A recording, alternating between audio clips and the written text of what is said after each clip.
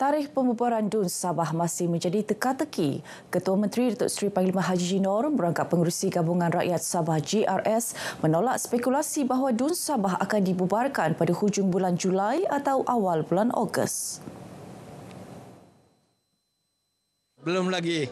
Kita mesyuarat dulu Perhimpunan Agong pada hujung bulan Julai. Datuk Haji Ji bercakap kepada media selepas merasmikan persidangan tahunan Gagasan Rakyat bahagian Sulaman di Dewan Seri Sulaman, Tuaran. Mengulas persiapan PRU DUN Sabah ke-17, Datuk Haji Ji yang juga Presiden Gagasan Rakyat berkata pihaknya dan parti gabungan GRS yang lain sudah bersedia menghadapi pilihan raya tersebut. Bagaimanapun beliau menjelaskan kerjasama politik dengan mana-mana parti lain hanya akan ditentukan oleh Ahli Majlis Tertinggi GRS. Datuk Haji Ji turut membayangkan beliau akan mempertahankan kerusi DUN Sulaman yang disandangnya sejak tahun 1990. Sementara itu, semua pemimpin dan ahli parti komponen Gabungan Rakyat Sabah GRS digesa turun padang menjelaskan dasar dan hala tuju gabungan itu kepada rakyat. Pengerusnya Datuk Seri Panglima Haji Jinor menjelaskan pendekatan bersemuka amat penting dalam memperkukuh kefahaman dan keyakinan rakyat menjelang pilihan raya umum Dewan Undangan Negeri PRU DUN Sabah ke-17. Datuk Haji Ji yang juga Ketua Menteri Sabah menjelaskan aktiviti turun padang juga penting bagi memastikan rakyat lebih memahami perjuangan bersama yang digerakkan parti-parti tempatan di bawah GRS.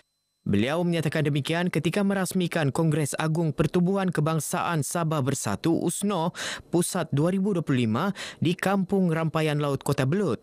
Datuk Haji Ji turut menghargai peranan USNO dalam memperkukuh kerjasama dalam GRS serta komitmen semua komponen dalam menjayakan agenda pembangunan negeri.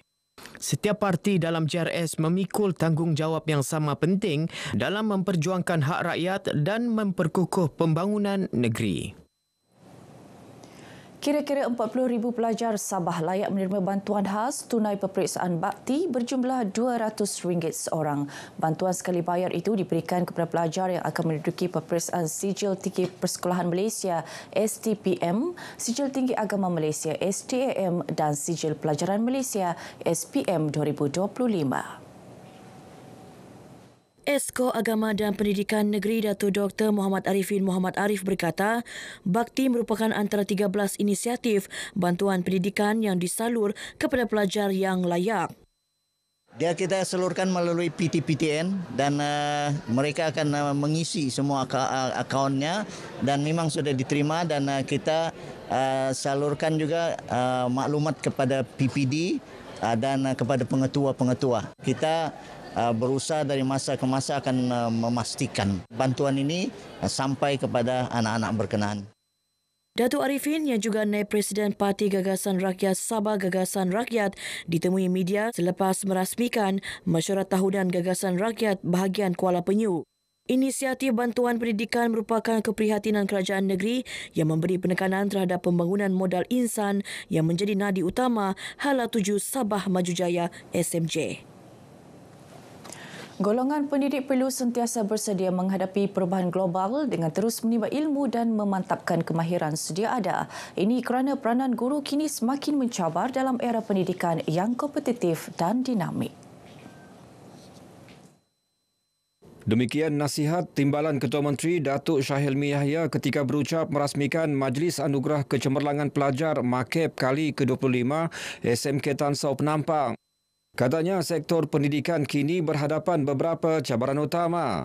Antaranya perubahan nilai dalam masyarakat, transformasi pasaran pekerjaan, perkembangan pesat teknologi dan konsep pendidikan tanpa sempadan.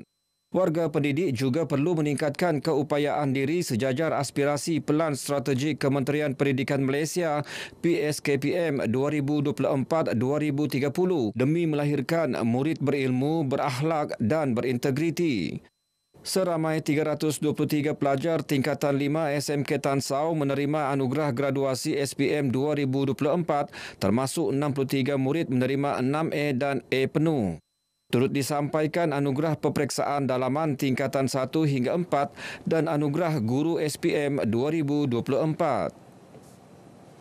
Sambutan Hari Penderma Darah Sedunia Peringkat Negeri Sabah 2025 berakhir semalam. Lebih 250 penderma darah mencairkan sambutan penuh makna bertemakan Derma Darah Semai Harapan bersama Selamatkan Nyawa.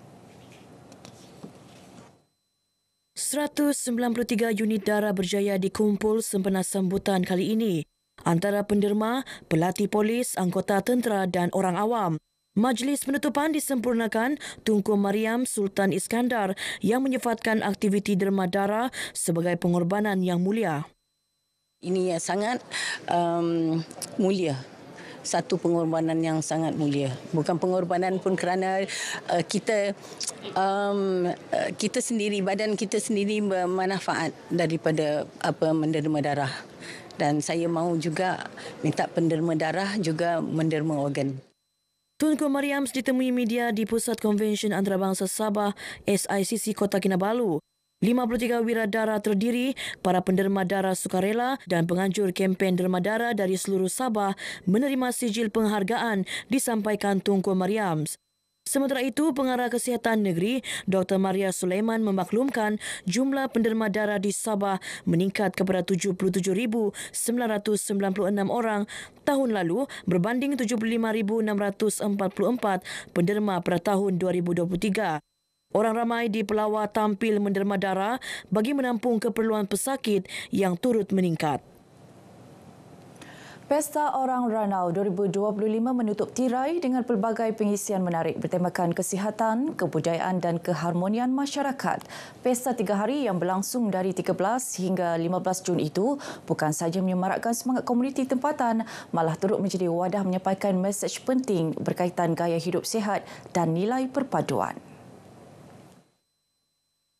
Menteri Kewangan Sabah merangkap adun karanaan Datuk Seri Panglima Masidi Manjun berkata penganjuran pesta ini mendapat sokongan penuh kerajaan negeri. Ini sebahagian usaha memperkasa masyarakat melalui acara komuniti berimpak tinggi. Pesta Orang Ramai ini dalam pelbagai bentuk hiburan, kebudayaan, penekanan dibuat atau diberi kepada gaya hidup yang sihat. Penyertaan daripada orang ramai cukup baik sekali.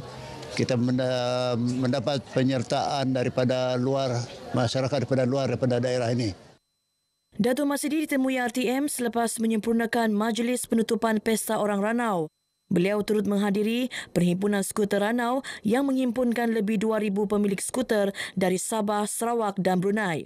Datuk Masidi mengumumkan peruntukan lebih RM143,000 bagi menyokong penganjuran Scooter Days 8.0 yang dijadual berlangsung pada 17 dan 18 Ogos depan. Perhimpunan bermotor seperti ini merupakan pelaburan sosial yang menyatukan agensi kerajaan, golongan belia dan masyarakat dalam menjayakan agenda pembangunan insan. Semangat yang ditunjukkan sepanjang Pesta Orang Ranau diharap menjadi pencetus kepada lebih banyak inisiatif masyarakat ke arah gaya hidup sihat, semangat muhibah dan kejiranan. Institut Juruterang Malaysia IEM Cawangan Sabah mengulangi komitmen untuk terus menjadi rakan strategik kepada kerajaan dalam usaha membangunkan negeri secara mampan dan berteknologi. Sempena sambutan Jubli Emas penubuhannya, IEM Sabah menzahirkan kesediaan untuk menawarkan kepakaran kejuruteraan dalam menyokong pelaksanaan dasar serta pelan pembangunan negeri. Ini termasuk kepakaran dalam aspek kelestarian, inovasi dan infrastruktur. Presiden IEM Pusat Insinyur Profesor Dr. Jeffrey Chiang berkata, pihaknya sentiasa berusaha memperkukuh prinsip kelestarian dan inovasi. Ia selari tema ulang tahun IEM ke-66 peringkat nasional ESG Engineering for a Greener Tomorrow. Sementara itu, pengurusi IEM Sabah Senior Technologist Muhammad Yaakob Jaafar menyatakan kesanggupan IEM untuk menjadi platform antara kerajaan, industri dan masyarakat. IEM Sabah turut mengajak jurutera muda agar terus memperkasa diri dengan ilmu, teknologi dan semangat profesionalisme demi kesinambungan pembangunan negeri. Majlis diserikan dengan kehadiran Yang di-Pertuan Negeri Tun Musa Aman dan isteri Topuan Farida Tusin. Baik, sekian paparan berita pagi Sabah kali ini. Menyusul selepas ini berita pagi Sarawak bersama Lydia Yusrina di Kuching. Malaysia Madani, rakyat disantuni.